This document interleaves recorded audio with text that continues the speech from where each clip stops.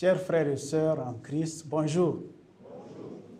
C'est encore pour moi un privilège de me tenir ici pour transmettre ce que Dieu m'a mis à cœur pour vous et pour moi. Ce matin, je voudrais qu'on s'appesantisse un peu sur un texte, sûrement que vous avez lu plusieurs fois. Il s'agit du texte de Luc chapitre 10, le verset 38 à 42. Luc chapitre 10, 38 à 42. Je vais le lire. Comme Jésus était en chemin avec ses disciples, il entra dans un village et une femme nommée Marthe le reçut dans sa maison. Elle avait une sœur nommée Marie qui, s'étant assise aux pieds du Seigneur, écoutait sa parole. Marthe, occupée à divers soins domestiques, survint et dit : « Seigneur, cela ne te fait-il rien que ma sœur me laisse seule pour servir? Dis-lui donc de m'aider. » Le Seigneur lui répondit : « Marthe, Marthe, tu t'inquiètes et tu t'agites pour beaucoup de choses. Une chose est nécessaire. Marie a choisi la bonne part qui ne lui sera point ôtée. » Prions. Père, ce matin, nous voulons encore t'écouter.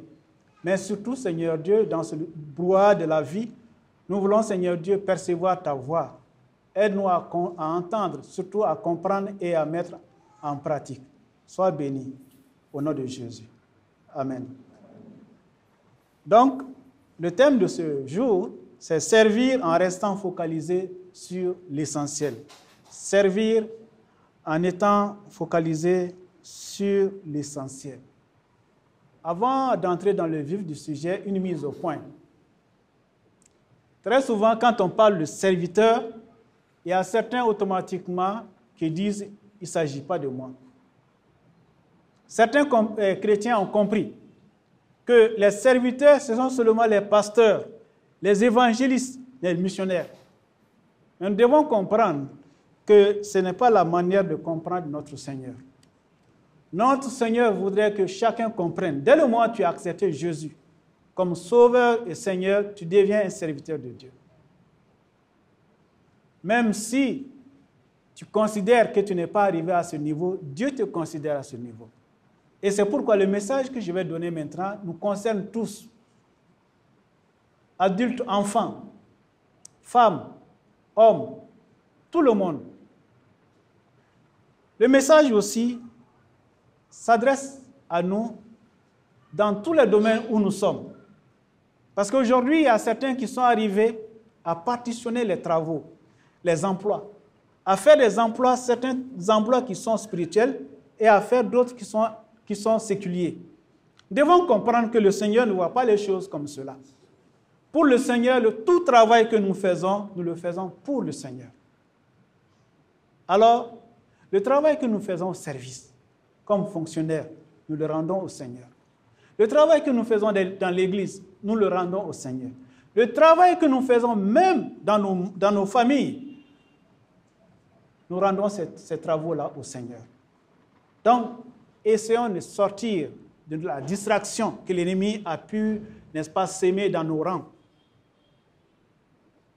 Serviteurs de Dieu, servantes de Dieu, je m'adresse donc à vous.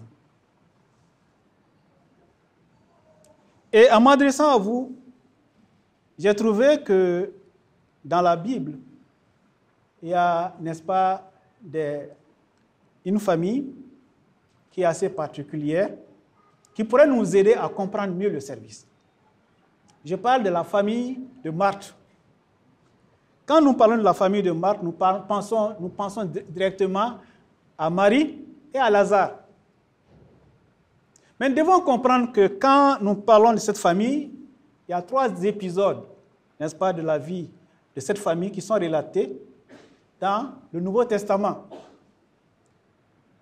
Le premier épisode concerne ce que nous allons traiter ce matin, la visite de Jésus à cette famille. Mais il y a le deuxième épisode, c'est la résurrection de leur frère, Lazare, dans Jean 11, le verset 11 à 14. Mais le dernier épisode parle de Marie répandant un parfum de grand prix sur les pieds de Jésus et les essuyant avec ses cheveux. Vous trouverez cela dans Marc chapitre 14, le verset 3 au verset 9. Ce qui nous intéresse, comme je l'ai tantôt dit, et qui fera l'objet de notre méditation aujourd'hui, est la visite de Jésus dans la maison de Marthe à Béthanie. Dans cette maison demeurait aussi Marie, sa sœur, et Lazare, leur frère.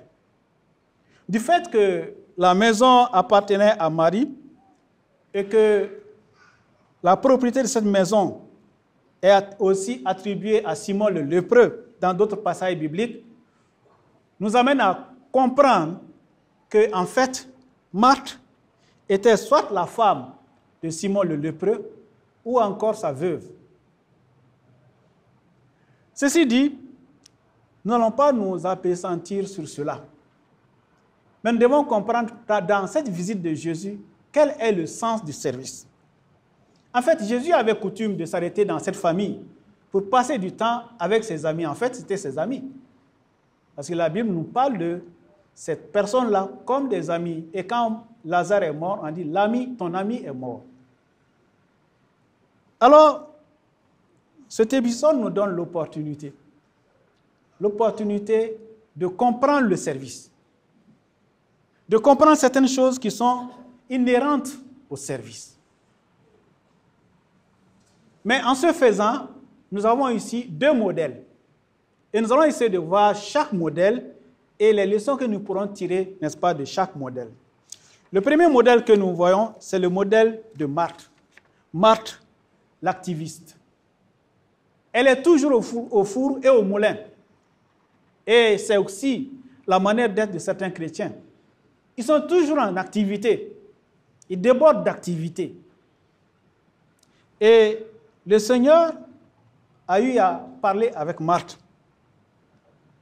En fait, ce que nous faisons, ce n'est pas ce qui importe pour le Seigneur, mais pourquoi nous le faisons? Quelle est la raison cachée derrière cela? Et le Seigneur va parler à Marthe. Il y a trois choses que je vois ici qui pouvaient être reprochées à Marthe.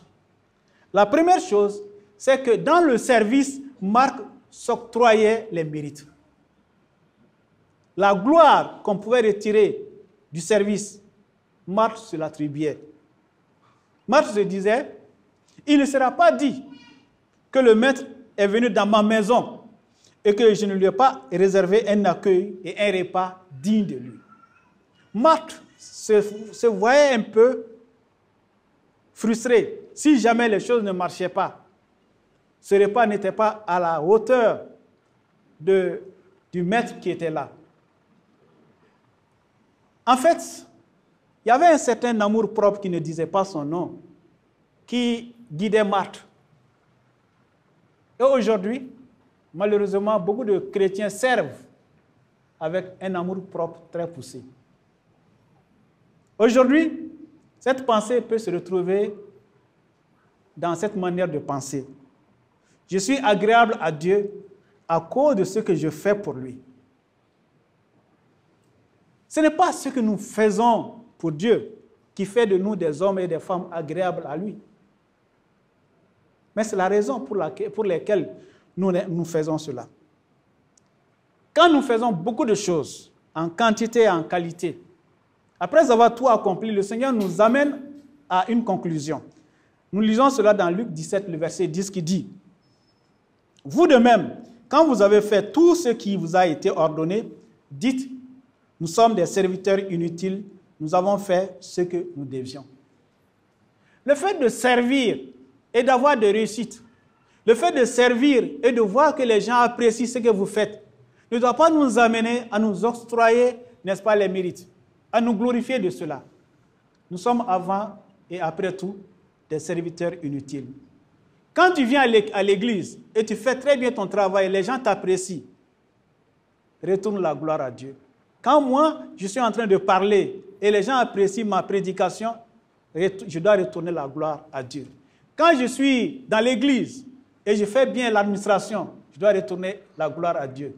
Quand je suis dans mon service et que les gens sont contents de la manière dont je fais les choses, Je ne dois jamais me laisser distraire et croire que cela doit être attribué à ma personne. Nous sommes, avant et après tout, des serviteurs inutiles. Nous n'avons fait que ce que nous devions faire. Est-ce que nous pouvons faire quelque chose en comparaison de ce que Jésus a fait pour nous? Nous ne pouvons pas. Il n'y a rien que nous pouvons faire pour nous comparer, n'est-ce pas, à ce que Jésus a fait pour nous. Alors, comprenons que ce que nous faisons, c'est le travail de serviteurs inutiles. La deuxième chose que nous voyons dans la vie de Marthe, dans le service de Marthe, c'est que Marthe servait en se croyant meilleure aux autres. Elle croyait qu'elle n'était pas comme les autres. Elle était spéciale, elle était au-dessus des autres. Elle était une personne qu'il fallait considérer. Nous devons faire beaucoup attention. Même si nous réussissons dans le service, même si les gens nous déroulent le tapis rouge, nous devons comprendre que nous sommes avant et après tout des hommes semblables aux autres. Ce que nous produisons vient du Seigneur. Et si nous comprenons cela, cela va beaucoup nous aider. Mais malheureusement, cette pensée persiste encore, même dans l'Église. Quelle est cette pensée? Je suis meilleur aux autres. Je suis meilleur aux autres hommes. Je suis meilleur aux autres chrétiens. Je suis meilleur aux autres pasteurs. Je suis meilleur aux autres évangélistes. Je suis meilleur, ainsi de suite. On essaie de faire des autres un lot et de se mettre au-dessus. Et quand on nous parle, tu ne sais pas qui je suis. Je ne suis pas comme toi. Malheureusement, cela fait beaucoup de dégâts parmi nous. Et nous devons faire beaucoup attention. Parce qu'en réalité, c'est l'esprit pharisaïque. Dans le passage de Luc, chapitre 18, le verset 11, il nous est relaté l'histoire du pharisien. Jésus dit à propos du pharisien, il dit, « Le pharisien debout priait ainsi en lui-même. Ô Dieu, je te rends grâce de ce que je ne suis pas comme le reste des hommes, qui sont ravisseurs, injustes, adultères, ou même comme ce publicain. Je jeûne 2 fois la semaine et je donne la dîme de tous mes revenus. » Nous devons faire attention. Le comportement pharisaïque ne nous aide pas. Nous devons comprendre que ce que nous faisons ne nous rend pas meilleurs aux autres. Et si nous comprenons cela, cela va beaucoup nous aider. La troisième motivation que Marthe avait, qui était mauvaise, c'est que Marthe servait. Elle servait le Seigneur, mais elle était pleine de reproches. Reproches envers les autres, mais reproches même envers Jésus, le Seigneur. Écoutez ce que Marthe se disait. Elle reprochait à sa sœur Marie. Elle ne fait rien. J'essaie, n'est-ce pas, de traduire ça en langage de maintenant. Marie, elle ne fait rien. Pendant que moi, je me tape tout le travail. Mais elle est assise auprès du Seigneur, là. C'est vrai, elle est à côté du Maître. Mais elle ne fait rien. Aujourd'hui, nous avons tendance à reprocher à d'autres leur inactivité dans l'Église. C'est moi qui fais tout. Dans cette Église-là, c'est moi qui fais tout. Vous allez regretter quand moi je vais quitter. C'est dangereux. C'est dangereux. C'est vrai que nous pouvons accomplir beaucoup de choses. Mais nous devons faire attention pour ne pas faire des reproches aux autres. Marie a été au pied du Seigneur et Marthe lui a reproché cela. Marthe va jusqu'à reprocher même au Seigneur l'attitude de Marie. Voilà ce qu'elle dit. « Seigneur, cela ne te fait-il rien que ma sœur me laisse seule pour servir? S'il te plaît, dis-lui donc de m'aider. C'est vrai que toi, tu es le maître. Mais toi, tu comprends que les gens doivent manger. Même toi, là, tu as besoin de manger. Et Marie est assise là, elle ne fait rien. C'est une paresseuse. Seigneur, vraiment, il faut lui dire de venir m'aider à la cuisine. Vous voyez? Et Aujourd'hui, beaucoup de gens sont dans l'église, mais ne voient que des reproches quand ils pensent aux autres.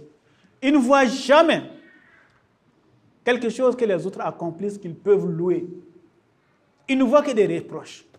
Il a fait cela, il a fait cela, il a fait cela. Mais attention, si nous continuons dans cette optique, dans cette lancée, nous allons même reprocher au Seigneur ce qu'il a fait. Et c'est ce qui est arrivé à Marthe. Aujourd'hui, cette pensée persiste dans l'Église. C'est moi qui fais tout. Les autres ne font rien. Alors, cette pensée continue, ça peut nous nuire. C'est pourquoi nous devons écouter la mise en garde formelle de notre Seigneur Jésus-Christ dans Romains 14, le verset 4. Il dit, par la bouche de l'apôtre Paul, « Qui es-tu, toi qui juges un serviteur d'autrui? S'il se tient debout ou s'il tombe, cela regarde son maître, mais il se tiendra debout car le Seigneur a le pouvoir de l'affermir. » Que pense Jésus du modèle de service de Marthe?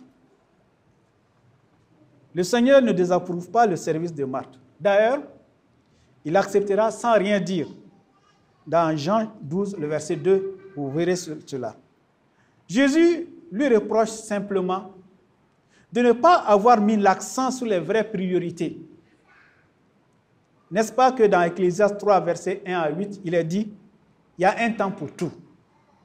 Et le temps de Marthe aurait été mieux employé à écouter un peu le maître qu'elle avait invité plutôt qu'à peaufiner sa réception. Notez le mot « beaucoup ».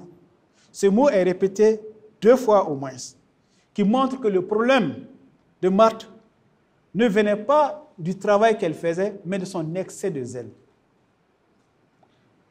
Le comportement de Marthe était dicté par 3 motivations mauvaises.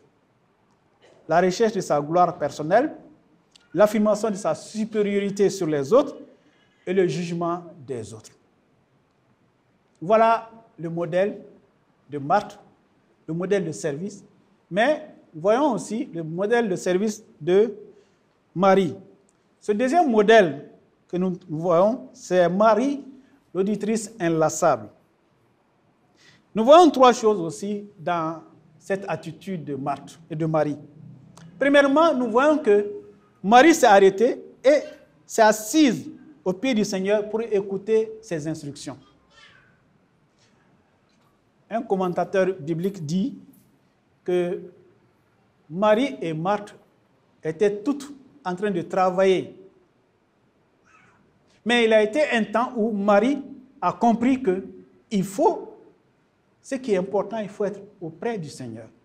Elle s'est arrêtée de travailler et elle s'est mise auprès du Seigneur, au pied du Seigneur. Marie est restée au pied du Seigneur pour y passer un temps de qualité avec lui. Vous savez, la question que je suis en droit de me poser, à moi et à vous, est-ce que nous avons des temps de qualité avec le Seigneur? Nous sommes si occupés. Même pour le message, nous sommes occupés. J'ai surpris un jour un pasteur, tellement qu'il est occupé. C'est le jour où il doit donner son message. Il est derrière la chaire, très, très occupé à faire son message. C'est en ce moment qu'il fait son message. Et quand les gens n'ont pas fini, veulent lui donner la parole, il faut donner un chant. Nous devons faire beaucoup attention. Le Seigneur veut que nous travaillons, mais le service que le Seigneur veut que nous rendons est très, très important. Et la première chose que Marie a faite, et ce que nous devons faire, Marie s'est arrêtée. Vous savez, s'arrêter, ce n'est pas facile. Il y a des gens qui, avant, tellement qu'ils sont occupés à travailler pour le Seigneur, c'est comme si, vous savez, avant, il y avait des petites voitures on donnait des chaînes, et puis ça se met à bouger. C'est comme si on leur a donné des chaînes, ils sont en train de bouger, même arrêtés là, ils veulent bouger. Le Seigneur dit, non, tais-toi, reste tranquille. Je veux que tu écoutes ce que moi j'ai à dire. Se taire n'est pas une chose facile. S'arrêter n'est pas une chose facile. Parce qu'on veut faire tellement de choses. Mais le Seigneur veut que nous nous arrêtions d'abord. La première chose que nous devons faire, c'est de s'arrêter. Dans Psaume 46, verset 10, il est dit ceci. Arrêtez et sachez que je suis Dieu. Je domine sur les nations, je domine sur la terre. Pour percevoir, pour comprendre, pour être dans la même dynamique de Dieu, nous devons nous arrêter. Il y a tellement de voix que nous entendons. Des voix intérieures, mais aussi des voix extérieures. Plus bruyantes que la voix du Seigneur. Souvenez-vous de ce prophète. Quand il a dû fuir devant cette femme, Jézabel, cette reine, il s'est retrouvé quelque part. Il a entendu beaucoup de choses. Le feu a passé, le tonnerre a grondé, il y a eu du vent. Tout ça, c'était du bruit. Mais quand la voix de Dieu est venue, c'était une voix douce. Aujourd'hui, beaucoup de gens n'entendent pas la voix de Dieu. Ce n'est pas parce que Dieu ne parle pas. Non, c'est parce que ce qu'ils sont en train d'entendre, ce qui est dans leur cœur, crie plus haut que ce que Dieu dit. Avons-nous la possibilité de nous arrêter, ne serait-ce qu'un seul instant, pour faire silence, pour écouter Dieu, pour entendre sa voix. Mais si nous sommes distraits par les voix intérieures et par les bruits que nous avons tout autour, il sera très très difficile pour nous de percevoir sa voix. Marie a perçu la voix de Dieu parce qu'elle a accepté de se taire, elle a accepté de s'arrêter de travailler, elle a accepté de se mettre au pied du Seigneur. Mon frère, ma soeur, où en es-tu? Est-ce que tu es en train d'écouter la voix de Dieu? Ou bien tes occupations sont si nombreuses que tu n'as pas le temps d'écouter Dieu?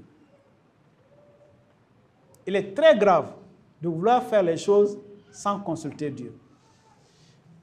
Ici, dans cette église, il fut un temps où il y a un pasteur qui dirigeait cette église.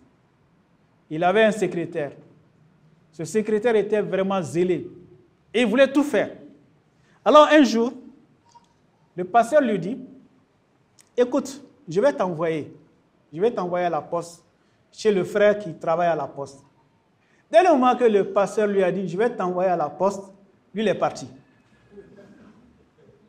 Il est parti, arrivé là-bas, celui à qui il devait, n'est-ce pas, prendre la commission, lui a dit, mais mon frère, pourquoi tu es venu? Vous voyez ce qu'il répond? Le pasteur a dit qu'il allait m'envoyer chez toi. Il dit, mais il a dit qu'il allait t'envoyer chez moi. Qu'est-ce qu'il t'a donné comme message? Il dit, ah, moi je ne sais pas ça. Sinon, il m'a dit qu'il allait m'envoyer. Il dit, bon, pour te donner une bonne leçon, une fois pour toutes, tu vas retourner à pied là. Tu vas aller voir le pasteur. Le pasteur va te donner le message. Tu vas retourner me donner le message. Comme ça, tu vas comprendre une fois pour toutes. Il y a beaucoup de chrétiens qui ont besoin encore de cette leçon de ce secrétaire. Nous sommes si occupés, si pressés d'exécuter certaines choses, en croyant que c'est ça le travail de Dieu. Mais nous prenons nos illusions pour le travail de Dieu. Tant que nous ne percevons pas la voix de Dieu, tant que nous ne comprenons pas ce que Dieu a à nous dire, nous sommes en train de faire quelque chose, mais pas le service de Dieu. Avons-nous le temps de nous arrêter?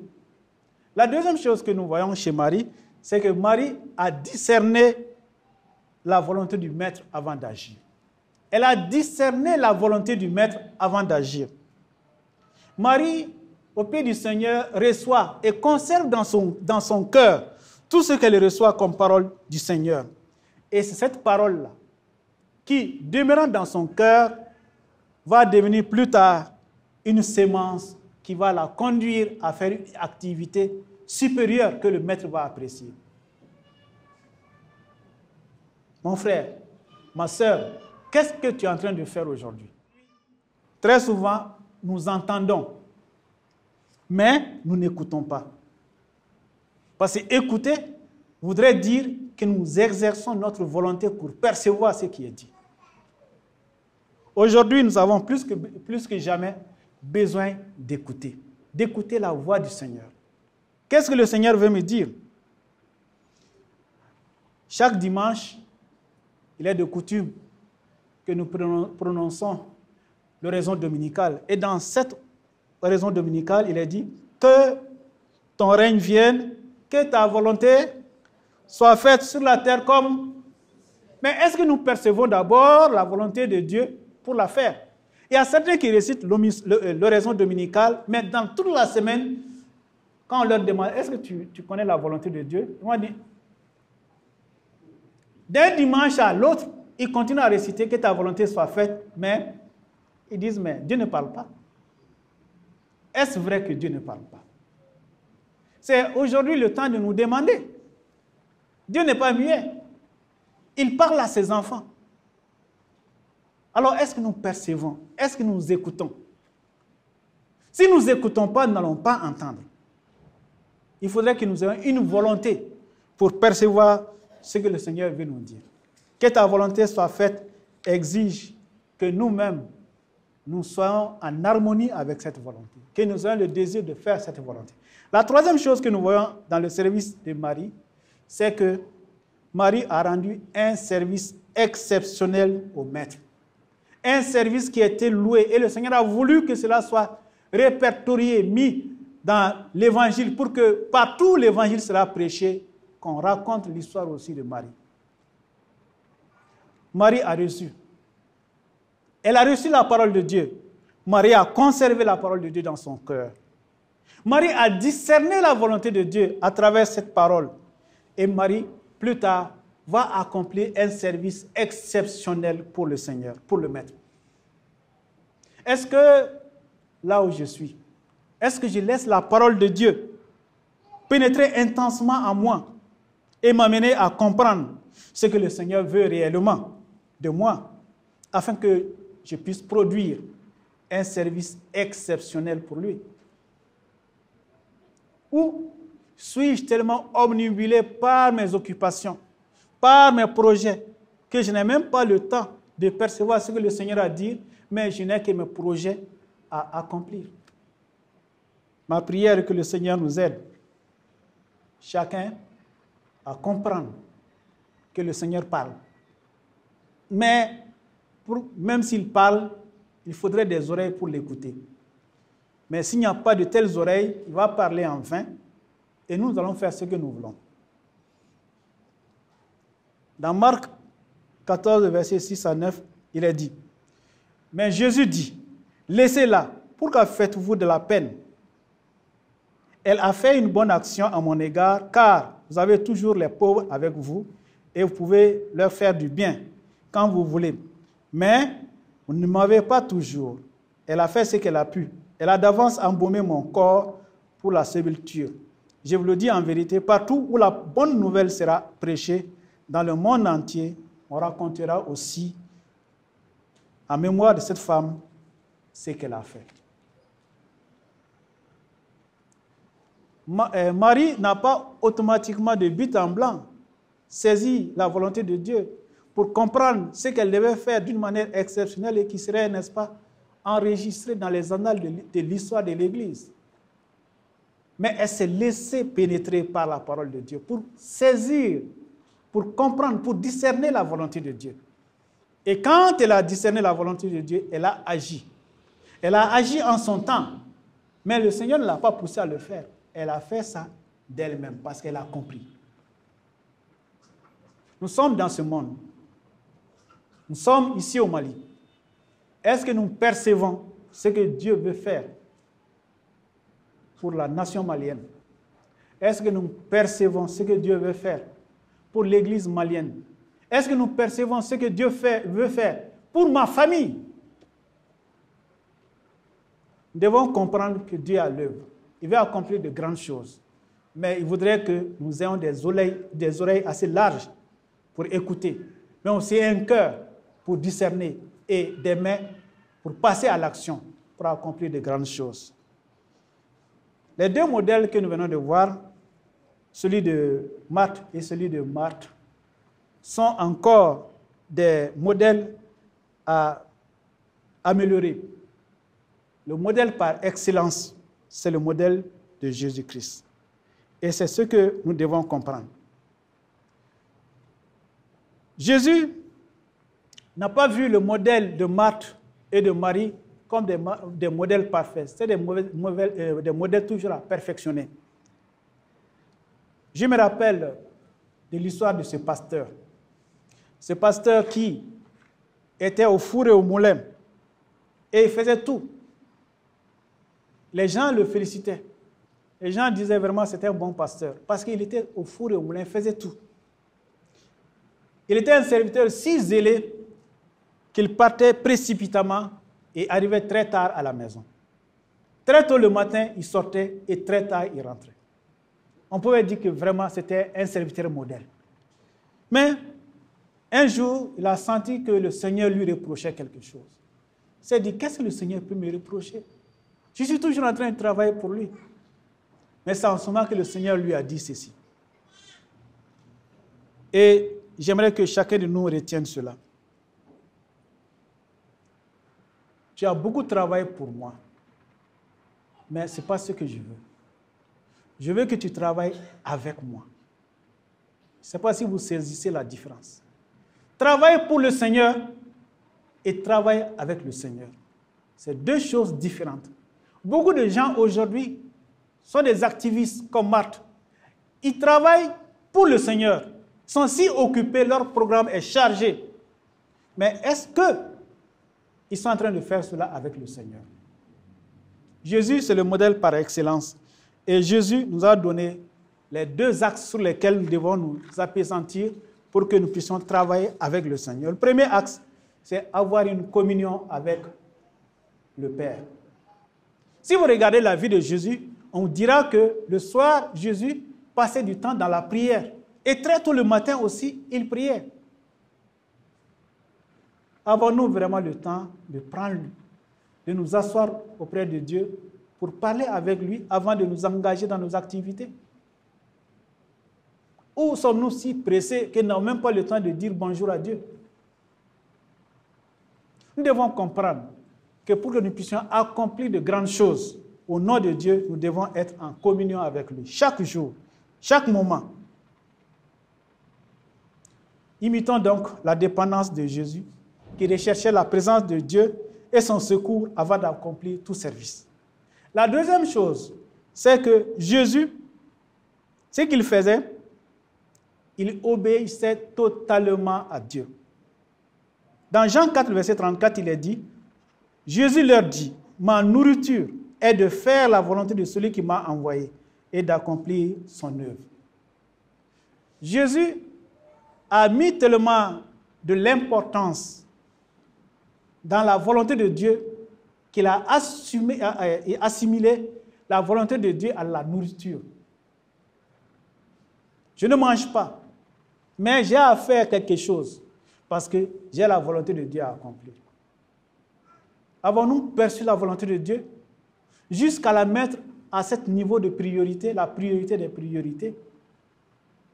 Ou sommes-nous encore en train de faire ce que nous pensons qui est la volonté de Dieu? Mon frère, ma sœur, Dieu veut agir. Dieu veut agir dans ta famille. Dieu veut agir dans ton église. Dieu veut agir dans la nation. Mais il demande qu'il y ait des gens qui puissent s'arrêter, qui puissent l'écouter, qui puissent garder ça et discerner la volonté, qui puissent se mettre à l'œuvre. Et comme Jésus, il demande une communion à tout instant et une obéissance totale. Voilà deux choses qui feront de nous des hommes et des femmes qui accompliront de grandes choses pour le Seigneur.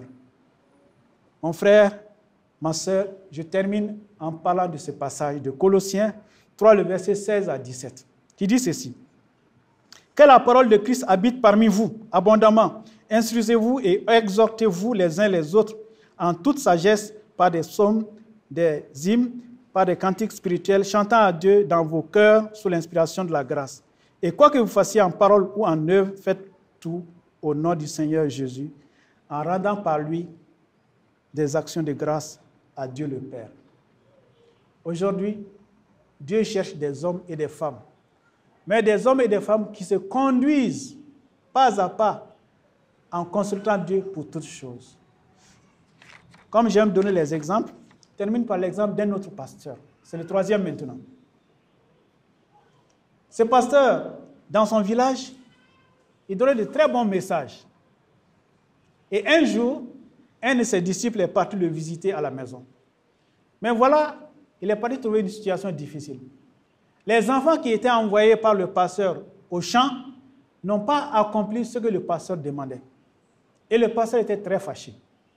Et très fâché, le pasteur a commencé à dire beaucoup de choses. Et il a fini par appeler les enfants avec les noms d'oiseaux. Il a commencé à les insulter. Et il s'est trouvé que son disciple était là, assis à le regarder. Le pasteur a fini, non seulement il a insulté les enfants, mais il a fini aussi par attaquer la maman. Et à un moment donné, le disciple qui était là a dit, « Pasteur, attends, aujourd'hui c'est moi qui vais te prêcher. Arrête. » Alors le pasteur était obligé de s'arrêter. Il dit, donc ton message là, que tu donnes à des ânes. Ce que tu nous dis à l'église là, tu dis ça aux ânes. Ce que tu es en train de faire est tout à fait différent de ce que tu nous dis. Pasteur, écoute mon message. Et il a pris le pasteur, je ne sais pas combien de temps il a donné son petit sermon, mais le pasteur a dû écouter son sermon. Aujourd'hui, Dieu nous donne l'occasion, à nous qui sommes devant vous, de pouvoir vous parler. Mais est-ce que nous donnons les messages que Dieu veut que nous disions? Est-ce que nous-mêmes nous écoutons ce que Dieu veut dire à son peuple? Nous ne sommes pas en dehors, nous sommes aussi à l'intérieur. Quand la parole de Dieu s'adresse à l'Église, elle s'adresse en priorité à nous, nous qui donnons la parole. Mais vous qui recevez la parole, est-ce que vous la recevez 100%? Est-ce que vous l'appliquez 100%? Mon frère, ma soeur, que Dieu nous aide à être des modèles. Pas le modèle de Marthe, mais le modèle amélioré de Marie. Le modèle par excellence de Jésus. Un service basé sur, premièrement, la communion avec le Seigneur. Deuxièmement, sur l'obéissance au Seigneur à tout instant. Frères et sœurs, que Dieu vous bénisse. Les yeux